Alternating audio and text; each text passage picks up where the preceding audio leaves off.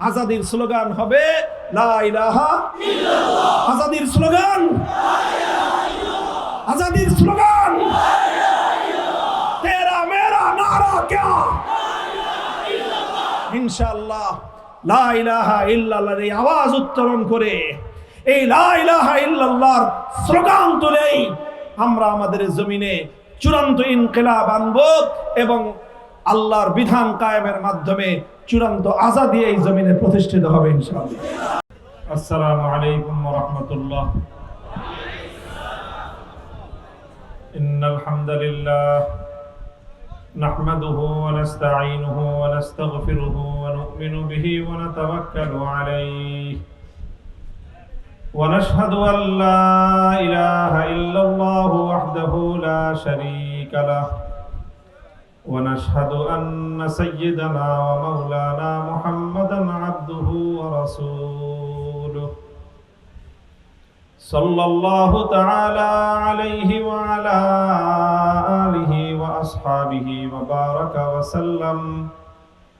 وبارك وسلم تسليما كثيرا أما بعد فأعوذ بالله من الشيطان الرجيم بسم الله الرحمن الرحيم لقد أرسلنا رسلنا بالبينات والهدى وأنزلنا معهم الكتاب والميزان ليقوم الناس بالقسط وأنزلنا الحديد فيه بأس شديد ومنافع للناس وليعلم الله من ينصره ورسله بالغيب إن الله قوي عزيز بارك الله لنا ولكم في القرآن العظيم ونفعنا وإياكم بالآيات والذكر الحكيم اللهم صل على محمد وعلى آل محمد كما صليت على إبراهيم وعلى آل إبراهيم إنك حميد مجيد اللهم بارك على محمد وعلى آل محمد كما باركت على إبراهيم وعلى آل إبراهيم إنك حميد مجيد محترم حضرات علماء کرام সম্মানিত শ্রদ্ধাভাজন আমার বয়োজ্যেষ্ঠ মুরব্বী সাহেবান সমবেত ইসলাম প্রিয় কোরআন প্রেমিক নবী প্রেমিক তাওহীদি মুসলমান ভাই ও বন্ধুগণ পর্দার অন্তরালে বাসাবাড়িতে অবস্থানরত আমার সম্মানিত মা ও বোনেরা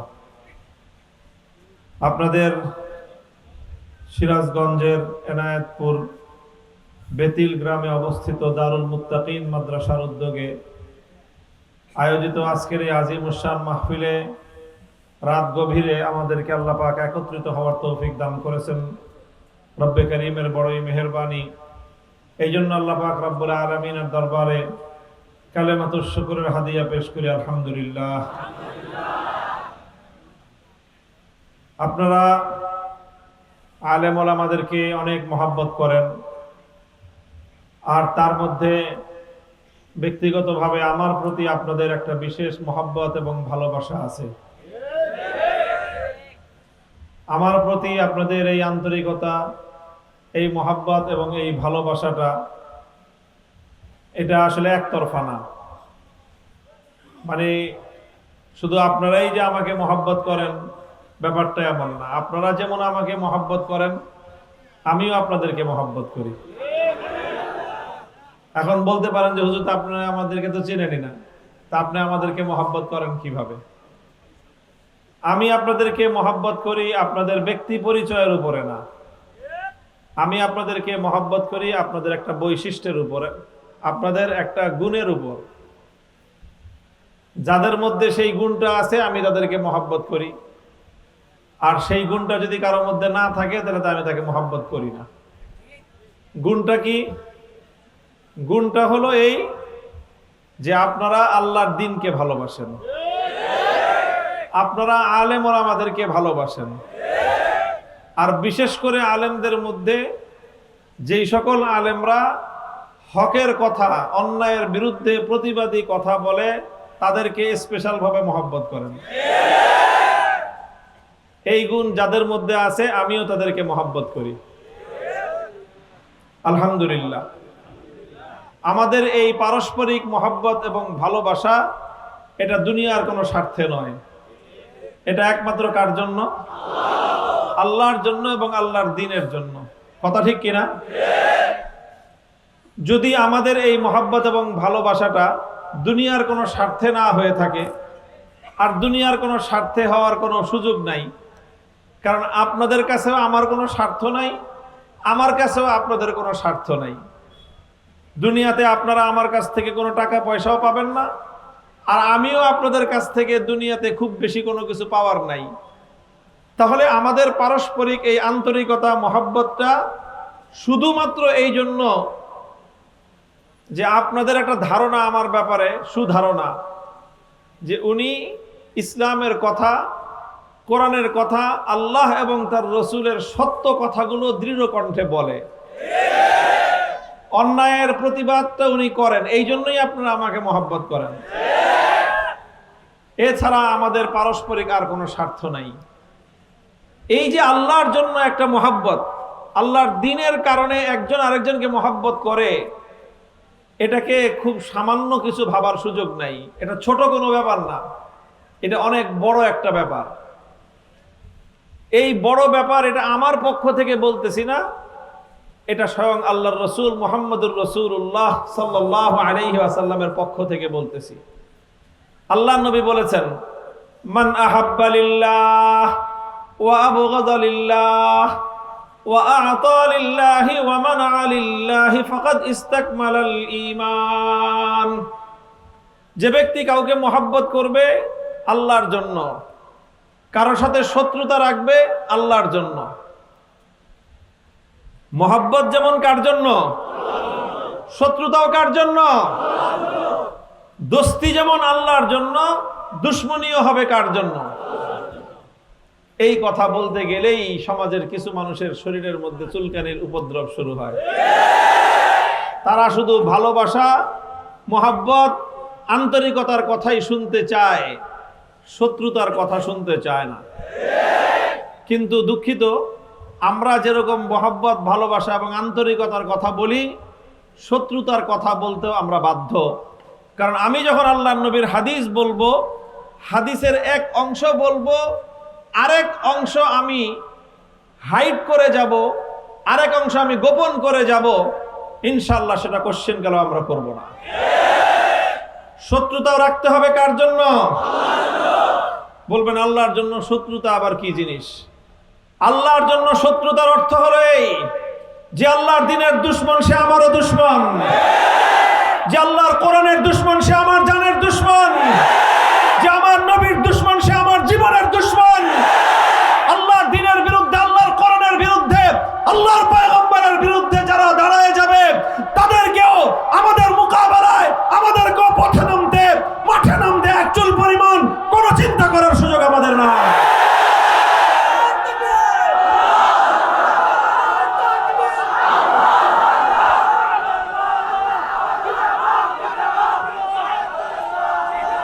মুহতারাম হাজিরিন, খুব ভালো করে মনে রাখবেন, ইসলাম একই সঙ্গে দুইটা জিনিস একই সঙ্গে ব্যালেন্স করার নাম হলো ঈমান।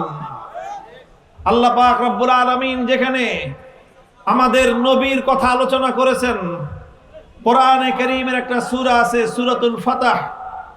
এই সূরাতুল ফাতহের মধ্যে আল্লাহ সর্বশেষ আয়াতে আল্লাহর নবী মুহাম্মদুর রাসূলুল্লাহ সাল্লাল্লাহু আলাইহি ওয়াসাল্লাম এবং তার প্রিয় সাহাবী, নবীর সহচর সাহাবীদের পরিচয় বর্ণনা করতে গিয়ে আল্লাহ নিজে বলেছেন, মুহাম্মাদুর রাসূলুল্লাহ ওয়াল্লাযীনা মাআহু আশিদ্দাউ আলাল কুফফারি রুহামাউ বাইনাহুম।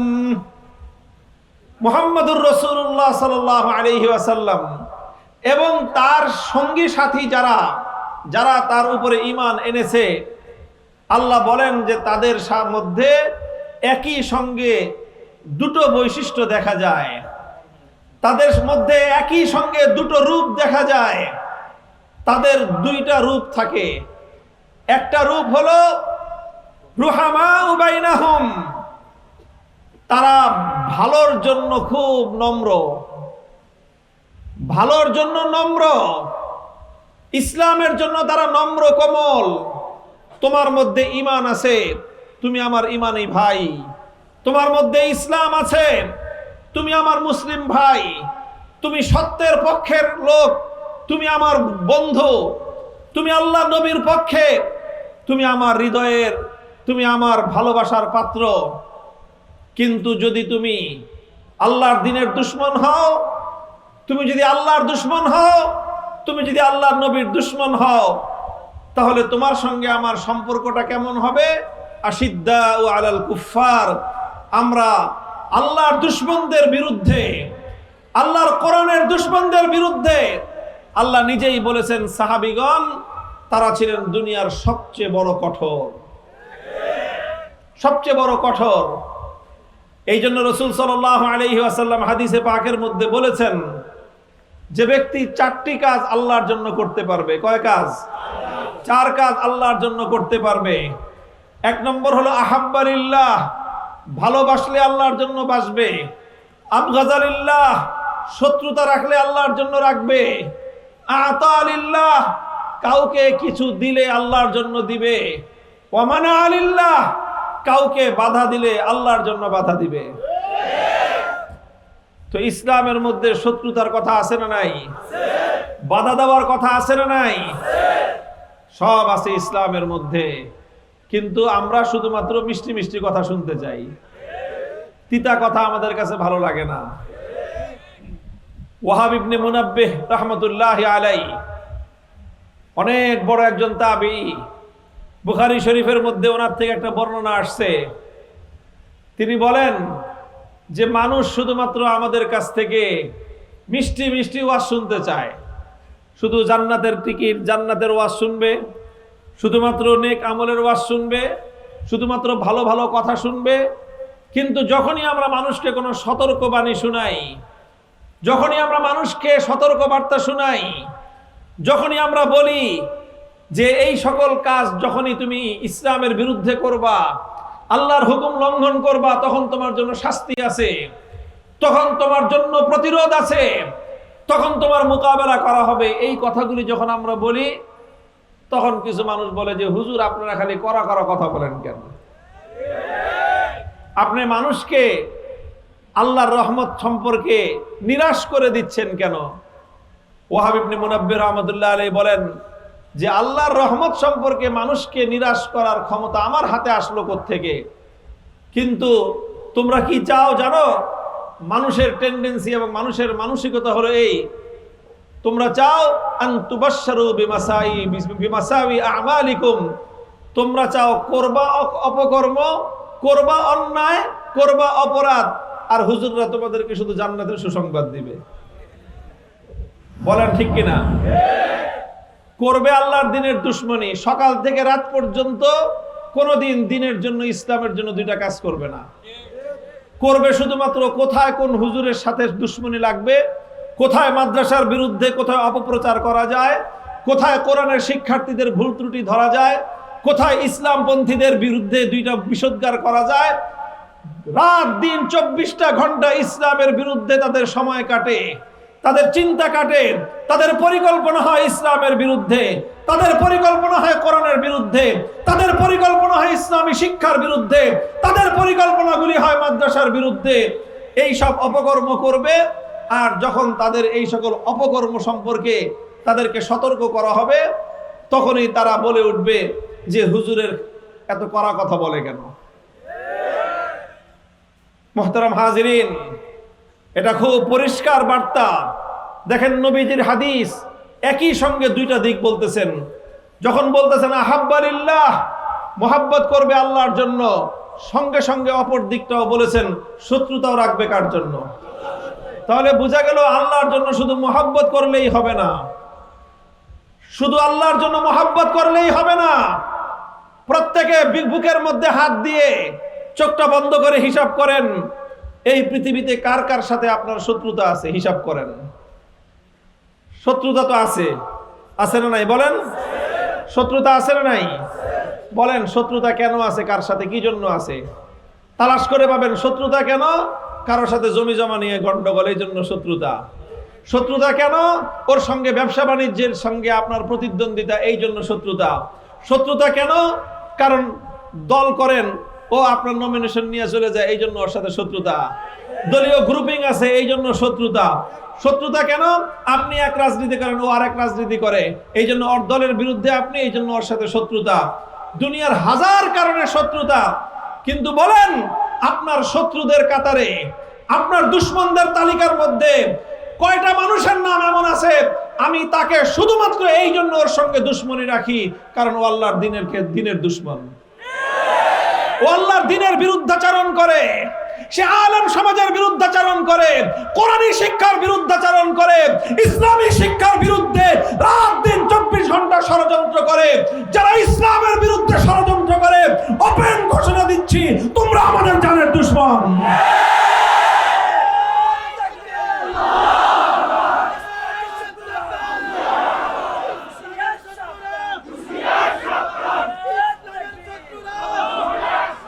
মুহতারাম হাজিরিন, এই জন্য ব্যালেন্স রাখতে হবে। মানুষকে মহব্বত করতে হবে আল্লাহর জন্য, আবার শত্রুতাও একমাত্র আল্লাহর জন্য। ব্যক্তিগত স্বার্থে, দুনিয়ার স্বার্থে, পার্থিব স্বার্থে মানুষের সঙ্গে শত্রুতা রাখা যাবে না। শত্রুতা রাখা যাবে না। নিজের ব্যক্তিগত স্বার্থে শত্রুতাকে আপনি ক্ষমা করে দেন। কেউ আপনার সঙ্গে দুর্ব্যবহার করেছে, আপনি নিজের জন্য ক্ষমা করে দেন। কিন্তু কেউ যদি আল্লাহর নবীকে গালি দেয়, খবরদার, তাকে তার এক চুল পরিমাণ ক্ষমা নাই।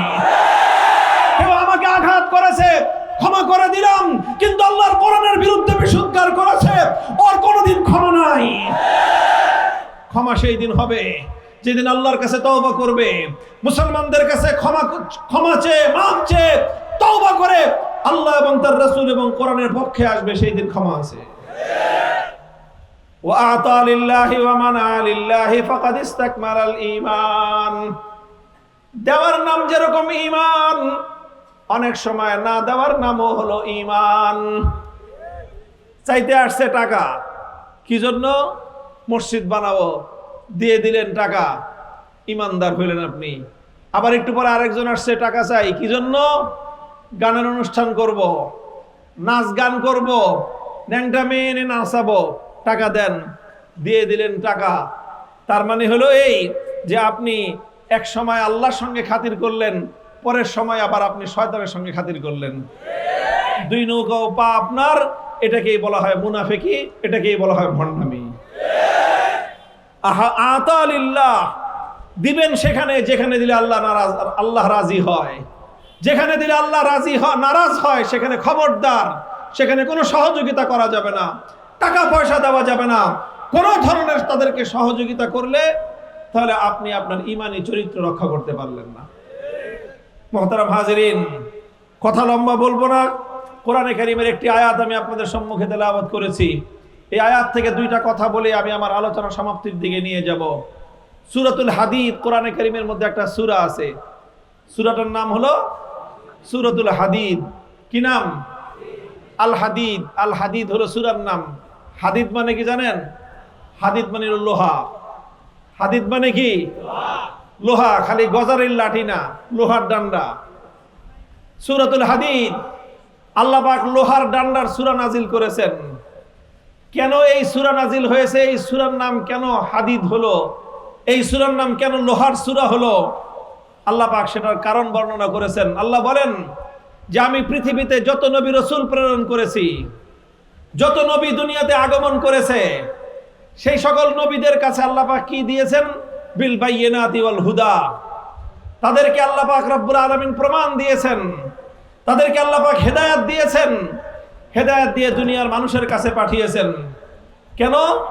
আল্লাহ বলেন যে একটা উদ্দেশ্য বাস্তবায়ন করার জন্য। কয়টা উদ্দেশ্য? জোরে বলেন, কয়টা উদ্দেশ্য? নবী রাসূলদেরকে আল্লাহ পাক দুনিয়াতে পাঠিয়েছেন একটা উদ্দেশ্য বাস্তবায়ন করার জন্য। কি সেই উদ্দেশ্য? আল্লাহ বলেন লিয়াকুমান নাসু বিল কিসতি, যেন দুনিয়ার মানুষের মধ্যে সাম্য এবং ইনসাফ কায়েম হতে পারে। দুনিয়ার মানুষের মধ্যে কি কায়েম হতে পারে? সাম্য এবং ইনসাফ যেন দুনিয়ার মানুষের মধ্যে কায়েম হতে পারে। এই জন্যই আল্লাহ পাক সকল নবী রাসূলদেরকে দুনিয়াতে প্রেরণ করেছেন। এখন দুনিয়াতে নবী রাসূলগণ কি দিয়ে সাম্য কায়েম করবেন, কিভাবে ইনসাফ প্রতিষ্ঠা করবেন? আল্লাহ বলেন, আমি আমার রাসূলদেরকে, আমি আমার পয়গম্বরদেরকে, আমি আমার নবীদেরকে সাম্য এবং ইনসাফ কায়েম করার জন্য তাদের কাছে দুইটা হাতিয়ার দিলাম। কয়টা হাতিয়ার? এক নম্বর হলো ওয়া আনজালনাল হাদিদ আল বাইয়িনাত ওয়াল হুদা ওয়া আনজালনাল হাদিদ ফীহি বাসুন শাদীদুম ওয়া মানাফিউ লিন-নাস। তাদেরকে ইনসাফ কায়েম করার জন্য এক নম্বর দিয়েছি, আমি তাদেরকে আসমান থেকে ওহী দিয়েছি, কিতাব দান করেছি। আসমান থেকে আল্লাহর কিতাব নাজিল হয়েছে।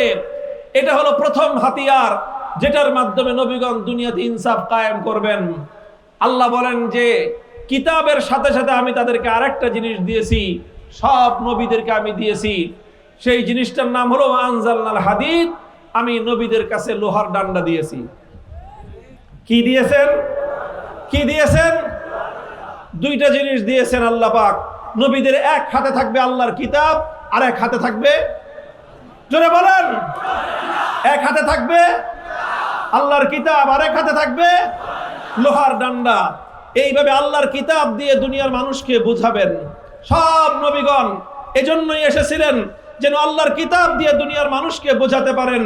জুলুম করা যাবে না, অন্যায় করা যাবে না, অবিচার করা যাবে না, আরেকজনের সম্পদ লুটপাট করা যাবে না, আরেকজনের অধিকার কেড়ে নেওয়া যাবে না, আরেকজনের মুখের আহার কেড়ে নেওয়া যাবে না, আরেকজনের জায়গা জমি দখল করা যাবে না, আরেকজনের কোনো সম্পদ ভক্ষণ করা যাবে না। এইভাবে কোনো মানুষের উপর জুলুম করা যাবে না, কোনো ধরনের দুর্বলের উপর অন্যায় অবিচার করা যাবে না। এই কাজগুলো না করার জন্য, বোঝানোর জন্য আল্লাহ পাক কিতাব দিয়েছেন। বোঝানোর জন্য আল্লাহ পাক কোন যুগে তাওরাত দিয়েছেন, বোঝানোর জন্য আল্লাহ পাক কোন যুগে ইনজিল দিয়েছেন, বোঝানোর জন্য আল্লাহ পাক কোন যুগে জাবুর নাজিল করেছেন। বোঝানোর জন্যই আল্লাহ পাক রব্বুল আলামিন সর্বশ্রেষ্ঠ নবীর নিকট সর্বশ্রেষ্ঠ কিতাব কোরআন নাজিল করেছেন। কোরআন দিয়ে বোঝাবেন মানুষকে। কি বোঝাবেন? জুলুমের খারাপি কি বোঝাবেন, অন্যায় এবং অবিচারের সমস্যা এবং তার ক্ষতির দিকগুলো বোঝাবেন। মানুষকে নসিহত করবেন যেন মানুষ ইনসাফের উপর চলে আসে। মানুষকে বোঝাবেন মানুষ যেন ন্যায়ের পথে চলে আসে। কিন্তু আল্লাহ পাক মানুষের সৃষ্টিকর্তা, আল্লাহ পাক মানুষকে যেমন চিনে, যেমন জানেন আল্লাহ, বলেন আল্লাহর চেয়ে মানুষকে আর বেশি চিনে কে? বলেন, মানুষকে আল্লাহর চেয়ে বেশি চিনে এমন কেউ আছে? মানুষের নারী নক্ষত্র সব ভালো করে জানেন কে? মানুষের স্বভাব চরিত্র সবচেয়ে ভালো জানেন কে? মানুষের স্বভাব এবং মানুষের মন মানসিকতা সম্পর্কে সবচেয়ে ভালো জানেন কে? সে আল্লাহ জানেন যে কোরআন দিয়ে বুঝাইলে সবাই বুঝবে না। সে আল্লাহ জানেন যে কোরআন দিয়ে নসিহত করলে এই নসিহতের কথা সবাই শুনবে না। আল্লাহ জানেন যে আমার নবী যতই আবেগ মাখা কণ্ঠে, যত হৃদয় গলানো কথা দিয়ে এই দুনিয়ার মানুষকে বোঝাক, অনেক মানুষ বুঝবে, কিন্তু কিছু মানুষ আছে তাদের স্বভাবটাই হলো কুত্তার লেজের মতো। আছে না নাই? কুত্তার লেজকে আপনি যতই মালিশ করেন, তেল দিয়ে মালিশ করলেন, ঘি দিয়ে মালিশ করলেন, তারপরে চর্বি দিয়ে মালিশ করলেন, যত কিছু দিয়ে মালিশ করেন, কুত্তার লেজ অনেকক্ষণ মালিশ করে দেওয়ার পরে ছেড়ে দিবেন, তারপরে আবার যেই সেই। ওই কুত্তার লেজ যদি সোজা করতে চান, উপায় আছে একটাই, লোহার একটা পাইপ নেবেন, ওই লোহার পাইপের মধ্যে কুত্তার লেজ ঢুকিয়ে দিবেন, দেখবেন এই কুত্তার লেজ আর কোনোদিন বাঁকা হবে না, যতক্ষণ পর্যন্ত লোহার পাইপের ভিতরে থাকবে। বলেন, এটা আল্লাহ জানেন না না জানেন? আল্লাহ খুব ভালো করে জানেন যে কিছু মানুষ নসিহত শুনে ভালো হয়ে যাবে, কিছু মানুষকে বুঝাইলে তারা ভালো হয়ে যাবে, কিছু মানুষকে কোরআনের কথা দিয়ে বোঝালে তারা ভালো হয়ে যাবে, কিছু মানুষকে জান্নাত জাহান্নামের কথা বললে তারা ভালো হয়ে যাবে, কিছু মানুষকে কবরের আযাবের কথা বললে তারা ভালো হয়ে যাবে, কিছু মানুষকে হাসরের ময়দানের ভয়াবহ কথা বললে তারা সৎ পথে চলে আসবে, অন্যায় করবে না, জুলুম করবে না। কিন্তু কিছু মানুষ হলো কুত্তার লেজের মতো। আল্লাহ বলেন যে ওই কুত্তাল্লার মতো যে সমস্ত মানুষজন আছে তাদের জন্য আমি কি নাজিল করেছি, এরা কোরআনের কথা এরা শুনবে না, এরা নসিহতের কথা এরা শুনবে না, এদের জন্য আমি 2 নম্বরে নাজিল করেছি ওয়া আনজালনাল হাদিদ, আমি লোহার ডান্ডা নাজিল করেছি। বুঝাইতে বুঝাইতে বুঝাইতে বুঝাইতে অসংখ্যবার বুঝাবেন, সর্বশেষ যখন দেখবেন এরা বুঝে না, তখন এদের ব্যাপারে আপনি তখন দ্বিতীয় অস্ত্র প্রয়োগ করবেন, সে লোহা প্রয়োগ করতে হবে। মুহতারাম হাজিরিন, এটাই আমাদের পরিষ্কার কথা, এটাই ইসলামের কথা। আমাদের পয়গাম পরিষ্কার, দুনিয়ার প্রতিটি মানুষের জন্য আমরা আল্লাহর কোরআনের শান্তির বাণী প্রচার করতে চাই। দুনিয়ার প্রতিটি মানুষের কাছে আমরা আমাদের নবীর পবিত্র সিরাত এবং পবিত্র জীবনের আদর্শ তুলে ধরতে চাই। আমার নবী কিভাবে দুনিয়াতে সাম্য এবং ইনসাফ কায়েম করেছিলেন, নবীর সেই ইনসাফের গল্প আমরা দুনিয়ার মানুষের কাছে শোনাতে চাই। আর সেই গল্প শুনিয়ে আমার নবীর আদর্শের কথা বলে, আল্লাহর কোরআনের কথাগুলো বলে আমরা একটা বৈষম্যহীন সমাজ কায়েম করতে চাই। বৈষম্যহীন সমাজের কথা বললে, বৈষম্যহীন দেশের কথা বললে অনেক মানুষ মনে করে যে এটা বুঝি শুধুমাত্র রাজনীতির কথা। না, বৈষম্যহীন সমাজ গড়ার কথা এটা যতটা রাজনীতির কথা, তার চেয়েও বড় এটা আল্লাহর কোরআনের কথা। বৈষম্যহীন সমাজ গড়ার কথা এটা যতটা রাজনীতিবিদদের কথা, তার চেয়েও বড় এটা আল্লাহর পয়গম্বরের কথা। সুতরাং বৈষম্যহীন সমাজ গড়া, বৈষম্যহীন দেশ গড়া, বৈষম্যহীন মানব জাতি প্রতিষ্ঠিত করা। আমাকে যদি বলেন যে হুজুর আপনি বলেন আল্লাহর কোরআন থেকে যে দুনিয়াতে কোরআন কেন নাজিল হয়েছিল, যদি আমাকে প্রশ্ন করেন দুনিয়াতে নবী রাসূলগণ কেন এসেছিলেন, আপনি যদি আমাকে প্রশ্ন করেন কেন আদম আলাইহিস সালাম থেকে নিয়ে সর্বশেষ নবী মুহাম্মদুর রাসূলুল্লাহ সাল্লাল্লাহু আলাইহি ওয়াসাল্লাম পর্যন্ত এত শত শত হাজার হাজার পয়গম্বর দুনিয়াতে কেন আগমন করেছিলেন, এক কথায় জবাব দেন, এক কথায় জবাব দেন। যদি এক কথায় আমার কাছে জবাব চান তাহলে আমি বলবো সমস্ত নবীগণ দুনিয়াতে এসেছেন, সমস্ত কিতাব দুনিয়াতে নাজিল হয়েছে দুনিয়াতে মানুষের মধ্যে ইনসাফ কায়েম করার জন্য। বলবেন হুজুর তাইলে ঈমান কই গেল, নামাজ কই গেল, আখিরাত কই গেল, কবর কই গেল? ভাই, কোন মানুষের মধ্যে যদি ইনসাফ চলে আসে সেই মানুষ কোনোদিন বেঈমান থাকতে পারে না। বলেন যে আল্লাহ আপনাকে আমাকে সৃষ্টি করলেন, যে আল্লাহ আমাকে এবং আপনাকে এক ফোঁটা নাপাক পানি থেকে সৃষ্টি করে সর্বশ্রেষ্ঠ মানুষের মর্যাদা দিলেন, বলেন যে আল্লাহ আমাকে আপনাকে মায়ের গর্ভে 10 মাস পর্যন্ত রেখে এভাবে নিরাপদভাবে আমাদেরকে লালন পালন করলেন, খাওয়া দাওয়ার সমস্ত ব্যবস্থা করলেন, এরপরে আমার মায়ের গর্ভ থেকে দুনিয়াতে আমার জন্য আসার নিরাপদ ব্যবস্থা করলেন, এরপরে আমাকে দুনিয়াতে জীবন যাপন করার জন্য যখন যা কিছুর দরকার প্রত্যেকটা জিনিস সরবরাহ করলেন কে? বলেন শিশুকালে আমার জন্য উপযুক্ত মায়ের দুধের ব্যবস্থা করলেন কে? প্রত্যেকটা সময়ে দুনিয়াতে জীবন যাপন করার জন্য যা কিছুর প্রয়োজন সবকিছু সরবরাহ করলেন কে? আমরা কার রহমতের মধ্যে ডুবে আছি বলেন? এক মুহূর্তের জন্য যদি রহমতের ছায়া আল্লাহ তুলে নেন তাহলে দুনিয়ার কোন বাপের বেটার পক্ষে এক মুহূর্ত জীবন ধারণ করা সম্ভব? আল্লাহ যদি তার এই বাতাস থেকে 1 মিনিটের জন্য অক্সিজেনটাকে আল্লাহ পাক কেড়ে নেন তাহলে দুনিয়ার এমন কোন শক্তিমান মানুষ আছে যে 5 মিনিট অক্সিজেন ছাড়া জীবন বেঁচে থাকবে? তাহলে সব কিছু করতেছেন কে? তাহলে সেই আল্লাহ আমার জন্য আপনার জন্য সব কিছু করলেন। আব্রবাদো মাহো খুরশিদ ফালাক হামাদার কারণ ততুনানে বকফারি ও বগফলত নখুরি হামাজ বহরে তো সরকরদা ও ফরমা বরদার শর্ত ইনসাফ নবাশদ কে তু ফরমান বরি শর্ত ইনসাফ নবাশদ কে তু ফরমান বরি। সূর্য উঠে কি জন্য জানেন? প্রতিদিন সকাল থেকে সূর্য উঠে এই জন্য যেন সূর্যের আলো, সূর্যের এই তাপে, সূর্যের রৌদ্রের মাধ্যমে দুনিয়ার মানুষের সেবা করতে পারে। রাতের বেলায় চন্দ্র কেন উঠে জানেন? চন্দ্র এই জন্যই উঠে, আলো এজন্য বিকিরণ করে যেন চন্দ্রের আলোর মাধ্যমে দুনিয়াতে আপনারা যে ধান গাছ রোপণ করেন মাঠের ফসলে যে ধান গাছ ফলান, ধান ফলান, ধানের চাষাবাদ করেন, সেই ধানের প্রত্যেকটা চিটার মধ্যে যেন চাল তৈরি হয়, এটা চন্দ্রের আলোর সাহায্যে তৈরি হয়। আপনি জানেন সমুদ্রের মধ্যে পানি কেন প্রবাহিত হয়? সমুদ্রের পানি প্রবাহিত হয় যেন সেই সমুদ্রের পানির মাধ্যমে নদীর মধ্যে জোয়ার তৈরি হয়, নদীর জোয়ার যেন খালের মধ্যে আসে, ওই খাল থেকে বিল পর্যন্ত যেন প্রতিদিন দুনিয়ার মানুষের জীবনে জোয়ার ভাটা আসে, জোয়ার ভাটার পানির মাধ্যমে মানুষের জীবন যেন সুন্দর হয়। এই জন্যই আল্লাহ পাক সমুদ্র সৃষ্টি করেছেন। সব কিছু আল্লাহ পাক সৃষ্টি করেছেন আমার জন্য আর আপনার জন্য।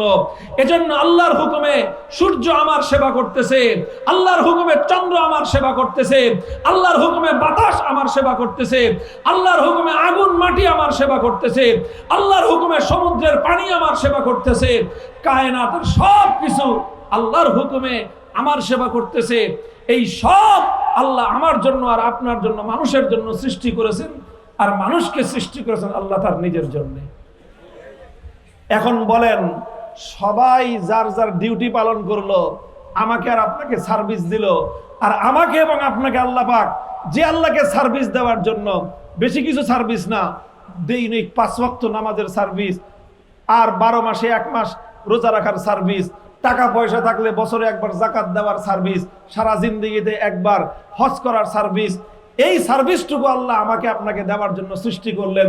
তাহলে আসমান থেকে, সূর্য থেকে নিয়ে সমুদ্রের পানি পর্যন্ত, আকাশের চাঁদ থেকে নিয়ে জমিনের মাটি পর্যন্ত সবাই যার যার সার্ভিস দিল, ডিউটি পালন করলো। তাহলে আমি আর আপনি যদি আমার এবং আপনার ডিউটিটা পালন না করি, এটা কি ইনসাফ হলো না বেইনসাফি হলো? বলেন। তাহলে এই জন্য বলেছিলাম, যদি আমার মধ্যে আপনার মধ্যে ইনসাফ থাকে, আল্লাহর কসম খেয়ে বলি, দুনিয়ার আমি সবার অবাধ্য হতে পারি, আমার রহমান রহিম মহা দয়ালু দয়াময় আল্লাহর অবাধ্য আমি কোনোদিন হতে পারি না। এই জন্য বলেছিলাম, যদি আমাকে প্রশ্ন করা হয়, এক কথায় জবাব দিতে হবে কোরআন কেন নাজিল হয়েছে। যদি আমাকে প্রশ্ন করা হয়, এক কথায় জবাব দিতে হবে আল্লাহর নবী দুনিয়াতে কেন এসেছিলেন।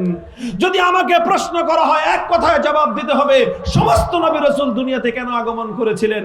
তাহলে আমি বলবো, এক কথায় জবাব হলো, এজন্যই আল্লাহ নবী পাঠিয়েছেন, এজন্যই আল্লাহ কিতাব নাজিল করেছিলেন, এজন্যই আল্লাহ পাক আমাদের আখেরি নবীকে দুনিয়াতে পাঠিয়েছিলেন, যেন আমি এবং আপনি ইনসাফের উপর উঠে যাই, আমাদের মধ্যে যেন ইনসাফ কায়েম হয়ে যায়। মুহতারাম হাজিরিন, সুতরাং এই ইনসাফ কোরআনের শিক্ষা, এই সাম্যের শিক্ষা ইসলামের শিক্ষা, এই সাম্যের শিক্ষা পয়গম্বরদের শিক্ষা, এই সাম্যের শিক্ষা ইসলামের মৌলিক শিক্ষা, এই সাম্যের শিক্ষা সমস্ত নবী রাসূলদের মূল শিক্ষা।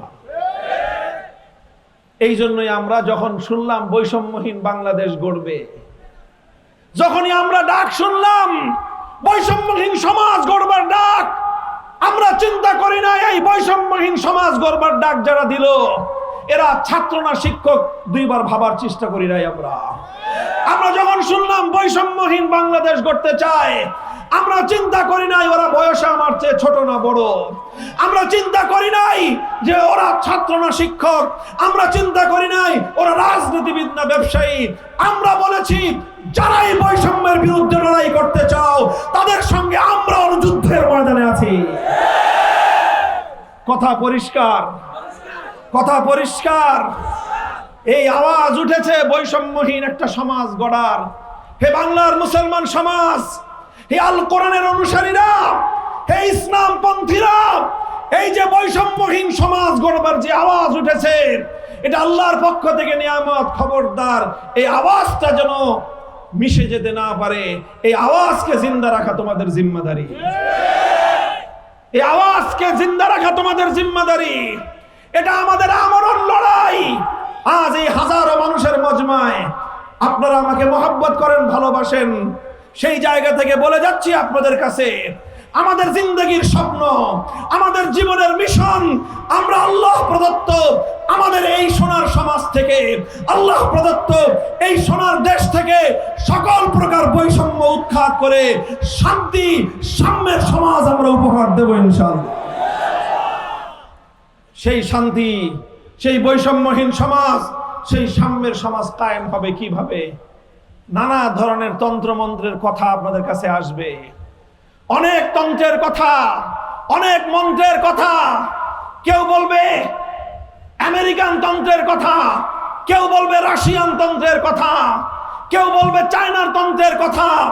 আল্লাহর কসম খেয়ে বলবো, 1000 বার কসম খেলেও কথা ভুল হবে না, দুনিয়ার মানব রচিত কোন তন্ত্র মন্ত্রের মাধ্যমে সম্পূর্ণ বৈষম্যহীন সমাজ গড়া কঠিন খেলাও সম্ভব নয়। বলবেন কিসের মাধ্যমে সম্ভব?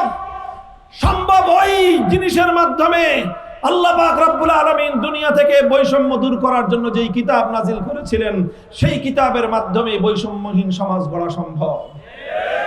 এজন্যই আমরা বলি আল কোরআনের সমাজ গড়তে হবে।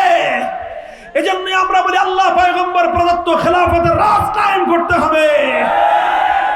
কোরআনের সমাজ গড়বার আমাদের এই আওয়াজ, খেলাফতের রাজ কায়েম করবার এই আওয়াজ। এটাকে যদি বলেন রাজনীতি, এটাই আমাদের রাজনীতি।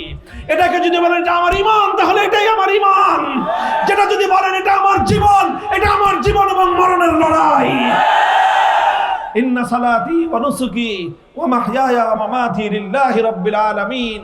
সেই কোরআনের রাজ গড়ার জন্য, সেই ইসলামী সমাজ গড়বার জন্য, সে আল্লাহর নবীর আনিত খেলাফতের শাসন ব্যবস্থা দুনিয়ার মানুষকে উপহার দেওয়ার জন্যই আমরা ভাই চেষ্টা করতেছি।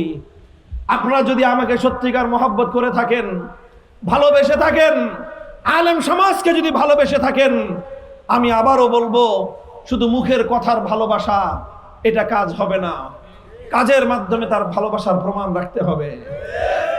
আপনারা মহব্বত করেছেন, আমি আপনাদেরকে মহব্বত করি। ইনশাআল্লাহ আমাদের মহব্বতের সূত্র হবে আমরা আল কোরআনের সমাজ গড়তে চাই, আমরা ইনসাফের সমাজ গড়তে চাই, এবং আমরা আল্লাহর কোরআনের প্রদত্ত খেলাফতের রাষ্ট্র ব্যবস্থা প্রতিষ্ঠা করতে চাই। প্রস্তুত থাকবেন তো ইনশাআল্লাহ? নবী মুহাম্মদ আরবি সাল্লাল্লাহু আলাইহি ওয়াসাল্লাম দীর্ঘ 23 বছরের মেহনত আর পরিশ্রমের মাধ্যমে যেই সমাজ ব্যবস্থা আমাদের সামনে রেখে গিয়েছেন, সেটাই হলো আমাদের জন্য একমাত্র মডেল। আমাকে একদিন এক টকশোতে, টেলিভিশনের টকশোতে গিয়েছিলাম অনেক দিন আগে। আপনারা অনেকেই দেখেছেন, হয়তো অনলাইনে এখনো আছে, কারণ আমার টকশোতে আমার সাথে যেই লোকটা ছিল সেও খুব ভাইরাল, এখন কারাগারে আছে। আমি আর বললাম না, শাহরিয়ার কবির সাহেব, আরো কয়েকজন ছিলেন। তারা আমাদের কাছে খালি বারবার একটা প্রশ্ন করে। ওই দিনের টকশোতে যিনি নাকি সঞ্চালক ছিলেন, এক মহিলা, সে বারবার খালি মাত্র আমাদেরকে প্রশ্ন করে, তাহলে আপনাদের মডেল কোথায়, মডেল কোথায়? বারবার আমাকে দিয়ে বলাইতে চায়। হয় তারা চায় আমি হয়তো বলি সৌদি আমাদের মডেল, আমি হয়তো বলি পাকিস্তান আমাদের মডেল, আমি হয়তো বলে বসি আফগানিস্তান আমাদের মডেল, আমি হয়তো বলে বসবো মিশর আমাদের মডেল।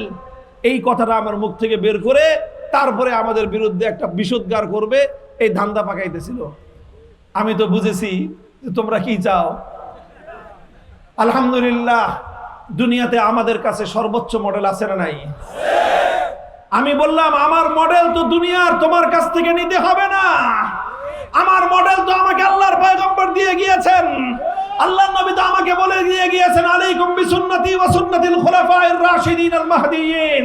আমাকে তো আল্লাহর নবী বলে গিয়েছেন, আমি যেই সমাজ কায়েম করে গেলাম, আমার পরে 30 বছর পর্যন্ত আমার 4 খলিফা যেই সমাজ ব্যবস্থা তোমাদেরকে উপহার দিবে, কিয়ামত পর্যন্ত আনেওয়ালা প্রত্যেকটি ঈমানদারের জন্য সেই সমাজটাই হলো সর্বোচ্চ আদর্শের মডেল। কাজী হে বাংলার তরুণ যুবকেরা, আসো আমার সঙ্গে মুষ্টিবদ্ধ হাতে একবার স্লোগান তুলব, বাংলার জমিনে আল কোরআনের সমাজ কায়েম করতে চাই, খেলাফতের রাজ কায়েম করতে চাই।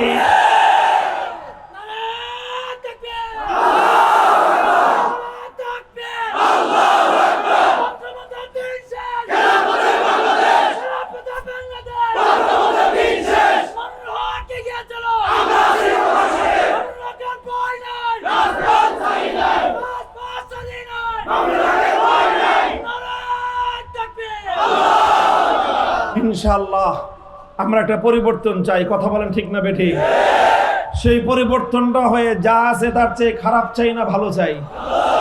যদি যা আছে তার চেয়ে ভালো চাই, আল্লাহর কোরআনের শাসন ব্যবস্থা ছাড়া বিকল্প ব্যবস্থা নাই। এই জন্যই আমরা বলি পরিবর্তন মানে হলো ইনকিলাব। পরিবর্তন মানে কি? হ্যাঁ, ইনকিলাব ইনকিলাব ইনকিলাব ইনকিলাব। আরেকটা জিনিস আমরা চাই, সেটার নাম হলো আমরা আজাদি চাই। বলেন কি চাই? আমরা গোলামি চাই না আজাদি চাই? বলবেন কিসের আজাদি? আজাদি কাকে বলা হয়? প্রকৃত স্বাধীনতা কাকে বলা হয়? আসেন আমি সর্বশেষ কথা বলতেছি, এটা স্বাধীনতার পরিচয় দিয়ে যায় আমি আপনাদের কাছে। গোলামি কাকে বলা হয় সেটারও পরিচয় দিয়ে যায় আমি আপনাদের কাছে। আজাদি বলা হয় যখন দুনিয়ার মানুষ তার মতো আরেকটা মানুষের গোলামি করে না, বরং মানুষ যখন তার সৃষ্টিকর্তা আল্লাহর গোলামি করে, এটাকে বলা হয় আজাদি, এটাকেই বলা হয় স্বাধীনতা। আর মানুষ যখন তার মতো আরেকটা দোপায়া মানুষের গোলামি করে, এটাকেই বলা হয় গোলামি। হে দুনিয়ার মানুষ, আমি তোমাদের কাছে প্রশ্ন করতে চাই, তোমরা দোপায়া মানুষ হয়ে আরেকটা মানুষের গোলামি করতে চাও না তোমার সৃষ্টিকর্তা আল্লাহর গোলামি করতে চাও? যারা আল্লাহর গোলামি করতে চাও তারাই স্বাধীনতা চাও। যারা আল্লাহর গোলামি করতে চাও তারাই স্বাধীনতা চাও। যারা মানুষ হয়ে মানুষের তন্ত্র দিয়ে শাসন করতে চাও, তোমরাই গোলামি চাও। স্লোগান তুলো, এই আজাদি না গোলামি, গোলামি না আজাদি, ইনকিলাব ইনকিলাব, গোলামি না আজাদি। আজাদির স্লোগান হবে লা ইলাহা ইল্লাল্লাহ। আজাদির স্লোগান, আজাদির স্লোগান তেরা মেরা নারা ক্যা? ইনশাআল্লাহ লা ইলাহা ইল্লাল্লাহর এই আওয়াজ উচ্চারণ করে, এই লা ইলাহা ইল্লাল্লাহর স্লোগান তুলেই আমরা আমাদের জমিনে চূড়ান্ত ইনকিলাব আনবো এবং আল্লাহর বিধান কায়েমের মাধ্যমে চূড়ান্ত আজাদি এই জমিনে প্রতিষ্ঠিত হবে ইনশাআল্লাহ। আল্লাহ আপনাদেরকে কবুল করেন। দোয়া চাই আমি যে কথাগুলো আমি বললাম, এটা যেন শুধু আমার কণ্ঠের কথা, মুখের কথা না হয়, এটা যেন আমার হৃদয়ের আন্তরিক কথা হয়, বিশ্বাস হয়। আপনাদের সকলের কাছে আমি সেই দোয়া চাই।